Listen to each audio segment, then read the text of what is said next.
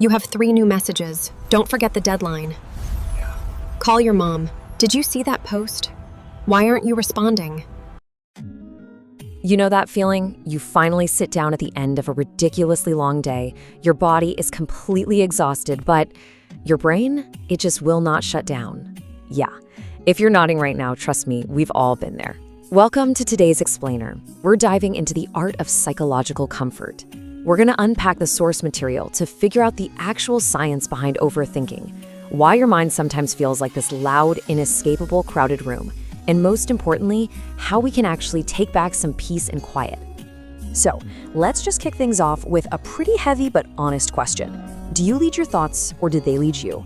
It's a tough one, right? Because the harsh reality the material points out is, if we don't grab the reins of our own minds, they will drag us right into this exhausting maze of endless looping anxiety. It literally drains your energy without fixing a single real-world problem. But hey, the good news, we can totally take the steering wheel back.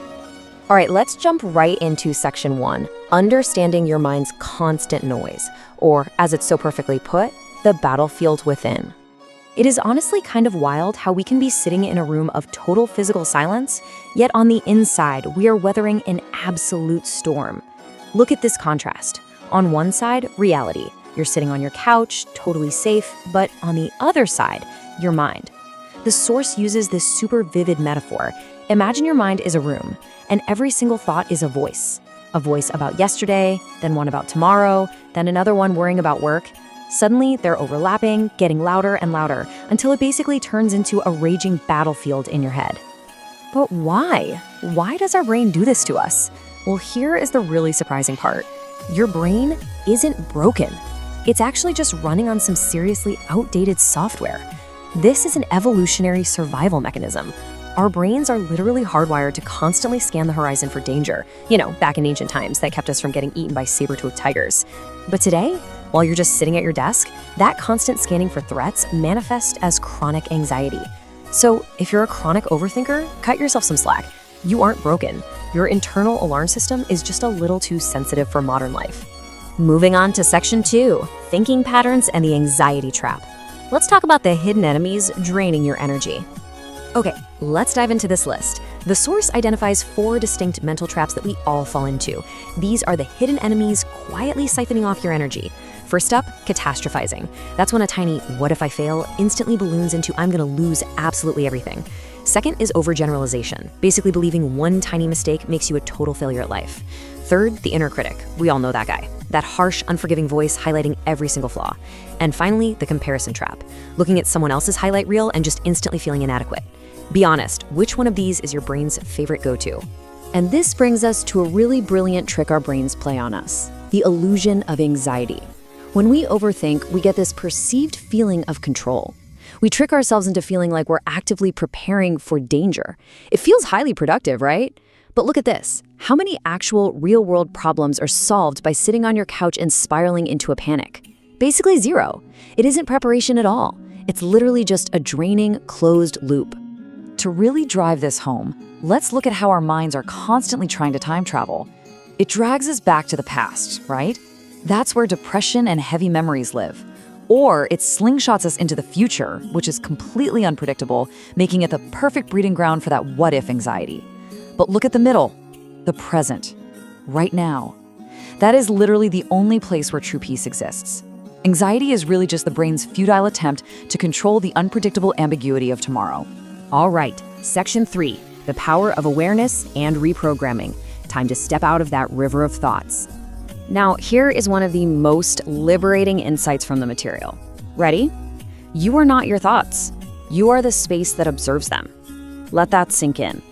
When a catastrophic thought pops into your head, you don't have to become that thought.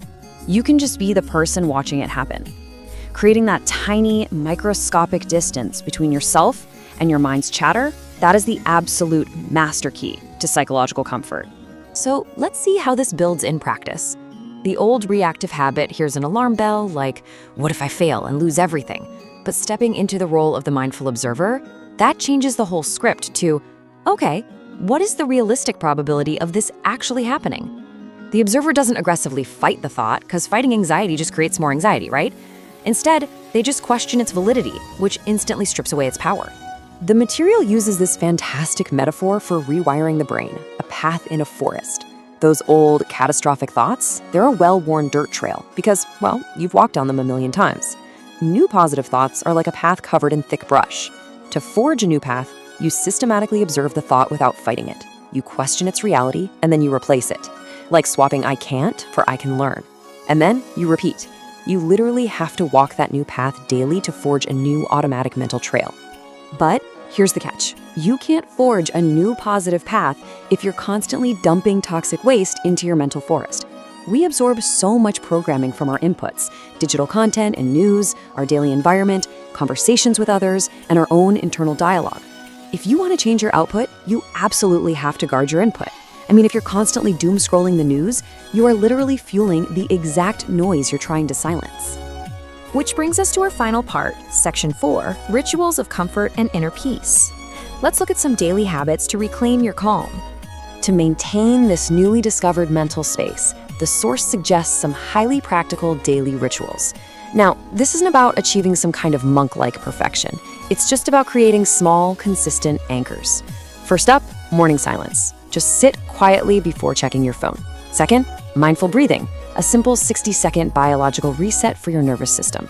Third is brain dumping. Write out those chaotic thoughts to make them visible so they actually lose their power. And finally, evening closure. Deliberately slow down your pace to signal to your survival brain that the day is done and you are safe. It all really comes back to seeing your thoughts like leaves floating down a river. For years, you might have been diving headfirst into freezing water, desperately trying to catch every single leaf, analyzing it, fighting it. But true inner silence isn't making the river stop flowing. That's impossible. It's just making the conscious choice to sit on the bank, stay dry, and simply watch the leaves pass by. Ultimately, reaching the calm version of you is not about becoming a robot who feels nothing or someone who avoids life's challenges. The calm version of you is simply a person who masters the pause, someone who chooses their response instead of reacting blindly to pressure. And you know the best part? That version already exists inside you. Right now, it's just buried under the noise. Every single time you pause, you bring it to the surface. I want to leave you with this final, incredibly powerful takeaway from the text. You are not the noise you hear, but the space that allows it to pass. So, the next time that panic rises and that mental room gets just a little too crowded, ask yourself, are you going to let yourself be consumed by the noise today, or are you going to become the space? The choice is entirely yours.